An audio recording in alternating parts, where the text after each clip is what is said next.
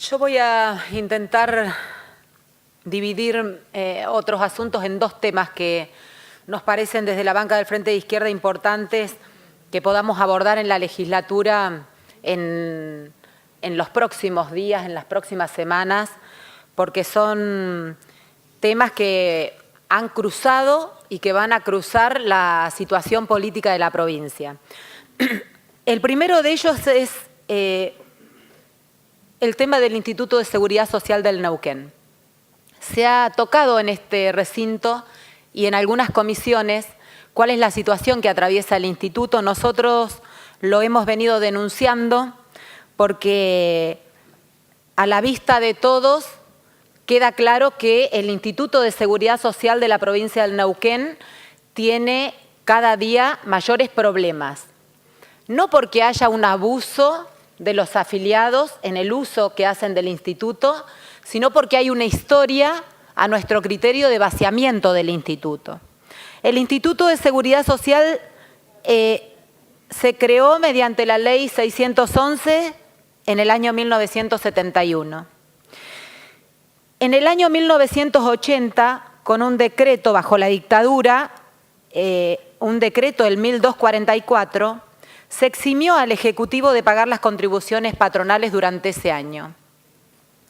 En el año 81, también bajo la dictadura, por el decreto 1280, se eliminó la contribución patronal y se la reemplazó por un aporte sustituto para llegar, digamos, el gobierno o el Estado tenía que poner lo que hiciera falta para cumplir con las obligaciones y entonces los aportes no eran los que marcaba la ley, sino los que determinaron aquellos decretos que fueron los iniciadores en el vaciamiento y en la actual situación que estamos viviendo en el Instituto de Seguridad Social del Neuquén. En el año 94, por la Ley 2025, se retoma el pago de las contribuciones, pero a una tasa menor, al 6%, cuando la ley marcaba que era el 14%. Durante 14 años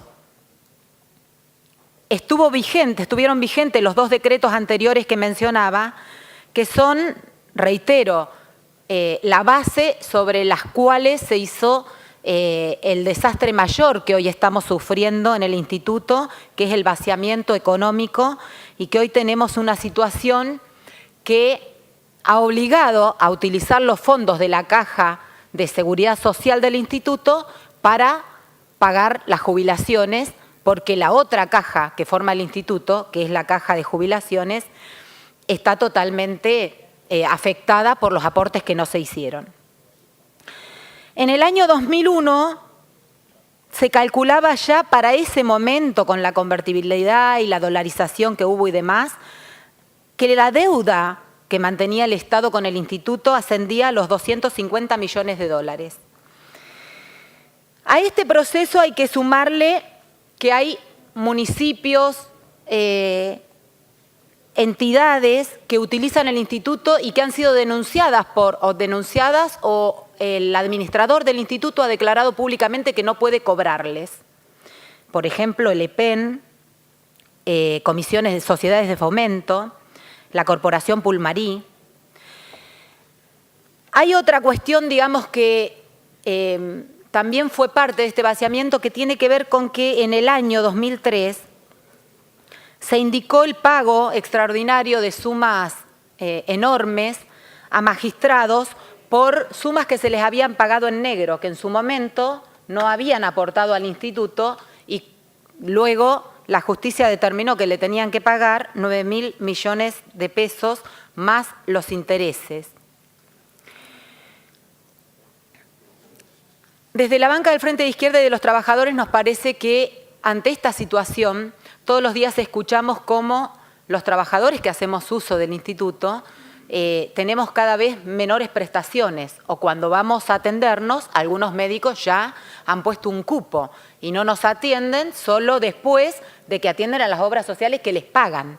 Entonces estamos viviendo una suerte de discriminación en un punto, pero una suerte también de un ajuste a nuestros salarios, porque para poder atendernos se ha hecho un libre mercado, ¿sí?, en el mercado de la salud, donde cada uno de los prestadores cobra lo que se le da la gana. Y esto lo hacen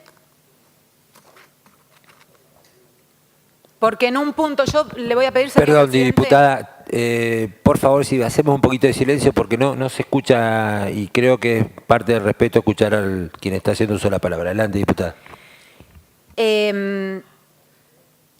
Decía que las prestaciones cada vez son menores y cada vez el ataque al bolsillo de los que nos atendemos por instituto es mayor porque hay que pagar, se ha liberado el cobro que hacen del coseguro los distintos profesionales. Y algunos han definido ya no atender más a los que tienen instituto y solo cobrarle la orden. Entonces, para nosotros es fundamental que esta legislatura pueda discutir en los próximos, reitero, días o semanas, ¿qué hacemos con esta situación? Porque es una obra social que atiende a 200.000 personas que viven en esta provincia y que utilizan este servicio.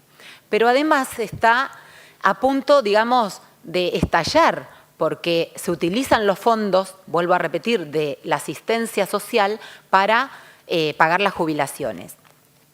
Creemos que el gobierno debe pagar peso por peso lo que debe, esa llamada deuda histórica que asciende a los de 2.000 millones de pesos, haciendo el cálculo de lo que significaron esa suma de 200 millones de dólares que mencionaba anteriormente.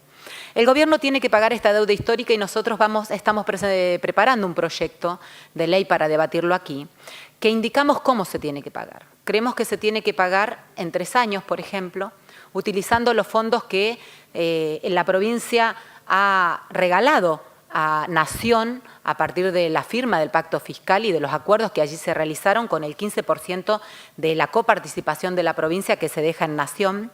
Solo con eso, digamos, en 3 años, si utilizamos parte de eso, en 3 años podríamos saldar esa deuda con el instituto.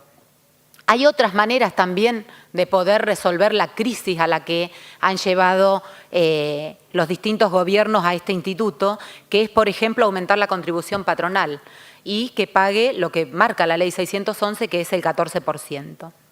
Luego, hay otras maneras también de resolver el problema del instituto y tiene que ver también con reducir los sueldos de los funcionarios en un porcentaje que nos permita que ese saldo, digamos, que se le descontaría por ser sueldos absolutamente diferenciados y abultados en relación al conjunto de los trabajadores, permitiría también pagar la deuda con el instituto.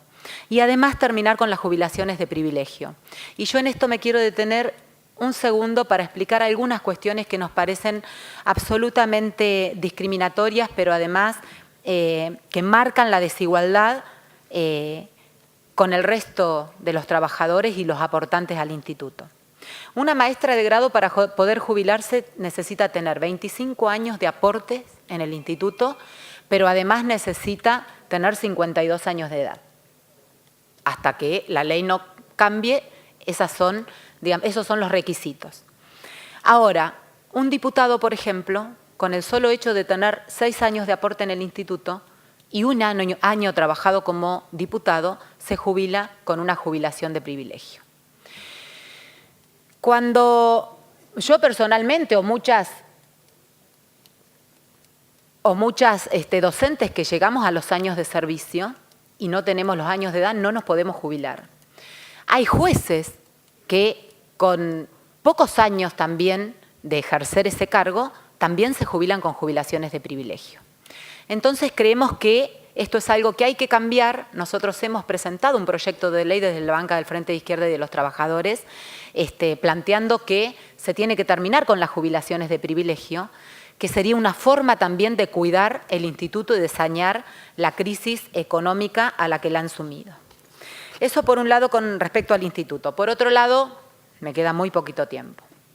Sobre la lucha de los trabajadores de Sanón, ustedes saben que esta semana los obreros de Sanón han llegado a esta casa y han recorrido algunos de los diputados para hablar. El día viernes vamos a hacer una reunión.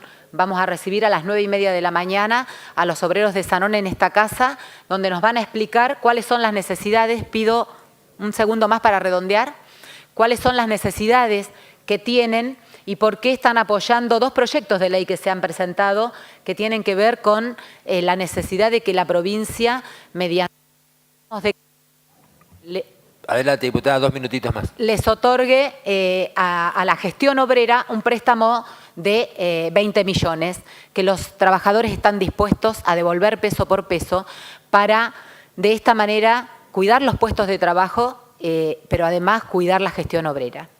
Cuando comenzó en esta casa el debate sobre la expropiación de Sanón, los trabajadores planteaban la necesidad de debatir dos cosas que iban de la mano: la expropiación, pero además un mecanismo que tenía que ver con la renovación tecnológica que necesitan sí o sí para poder competir en el mercado.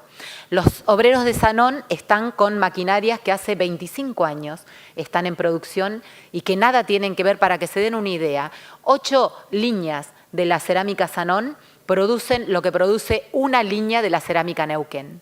Y acá me detengo un segundo más. La cerámica Neuquén. Hoy los trabajadores hicieron un corte de ruta. A ese empresario sí se le han otorgado préstamos millonarios que no ha devuelto y que ahora encima se da el lujo de irse de la fábrica, dejar a los trabajadores sin cobrar la quincena, y hoy no se presentó en el Ministerio de Trabajo indicando que no puede hacerse cargo ni de la deuda que tiene con los trabajadores, ni de la deuda que tiene con la provincia, y que no puede seguir poniendo en producción la cerámica.